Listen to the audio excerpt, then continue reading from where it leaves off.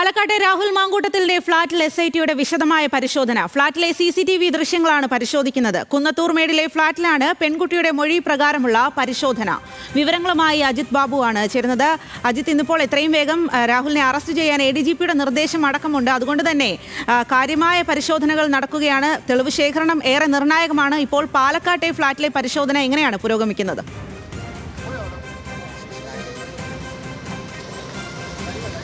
അരമണിക്കൂർ മുമ്പാണ് SIT സംഘം ഇത്തരത്തിൽ പാലക്കാട്ടെ ഫ്ളാറ്റിൽ പരിശോധന ആരംഭിച്ചത്. അതിൽ പ്രധാനമായും പാലക്കാട്ടെ ഫ്ളാറ്റിലെത്തി ഇത്തരത്തിൽ CCTV ദൃശ്യങ്ങളാണ് ശേഖരിക്കുന്നത്.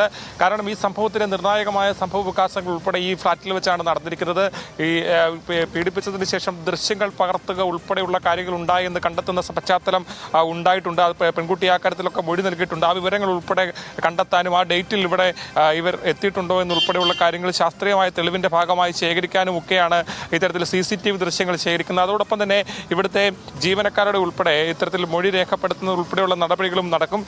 ഇന്ന് രാവിലെയോട് കൂടിയാണ് ഇത്തരത്തിൽ തിരുവനന്തപുരത്തു നിന്നുള്ള SIT സംഘം ഇവിടെ എത്തി പരിശോധനകൾക്ക് ആരംഭിച്ചത്. ആദ്യം പ്രാഥമികമായി ഇവിടെ എത്തി വിവരങ്ങൾ ശേഖരിച്ചു. അതിനുശേഷമാണ് ഇപ്പോൾ വിശദമായ പരിശോധനയ്ക്ക് അരമണിക്കൂർ മുമ്പ് ഇവിടേക്ക് എത്തിയിരിക്കുന്നത്. ഇത്തരത്തിൽ ജില്ലയിലെ പോലീസ് ഉദ്യോഗസ്ഥർ ഉൾപ്പെടെയുള്ള ആളുകളും കൂടെയുണ്ട്. ഈ സഹായത്തിന് ഉൾപ്പെടെയുള്ള കാര്യങ്ങൾക്ക് കൂടെയുണ്ട്. വരും ദിവസങ്ങളിലും ഇവിടെ അന്വേഷണ സംഘം തുടരും. പരമാവധി തെളിവുകൾ ശേഖരിക്കുക എന്നുള്ള നടപടികളാണ് ഇപ്പോൾ പുരോഗമിക്കുന്നത്.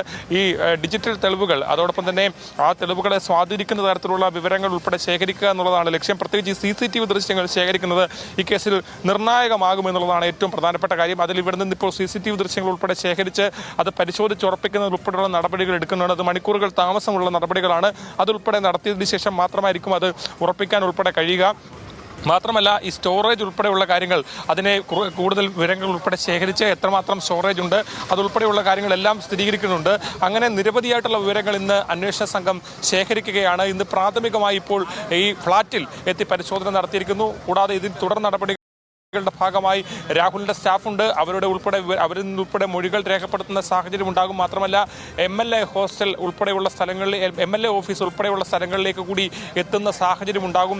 നിലവിൽ ഇവിടെ എത്തി പരിശോധന നടത്തുമ്പോൾ സ്വാഭാവികമായും അത് ഈ കേസിലെ നിർണായകമായ തെളിവുകളായിരിക്കുമെന്നുള്ള കാര്യത്തിൽ സംശയമില്ല. കാരണം ആ ഡേറ്റിൽ ഇവിടുത്തെ CCTV ദൃശ്യങ്ങൾ ഉൾപ്പെടെ ആ വിവരങ്ങൾ ശേഖരിക്കാൻ കഴിഞ്ഞാൽ പോലീസ് കരുതുന്നത് ഈ ഡിജിറ്റൽ തെളിവിനെ സാധൂകരിക്കാൻ കഴിയുന്ന ഏറ്റവും പ്രധാനപ്പെട്ട CCTV ദൃശ്യങ്ങളായി അത് മാറുമെന്നുള്ളതാണ്. ആ കാര്യങ്ങൾ ഉൾപ്പെടെ ശേഖരിക്കാൻ ഇപ്പോൾ അന്വേഷണ സംഘത്തിന്റെ പരിശോധന ആരംഭിച്ചിരിക്കുന്നത്. ആ പരിശോധന അരമണിക്കൂറായി തുടരുകയാണ്.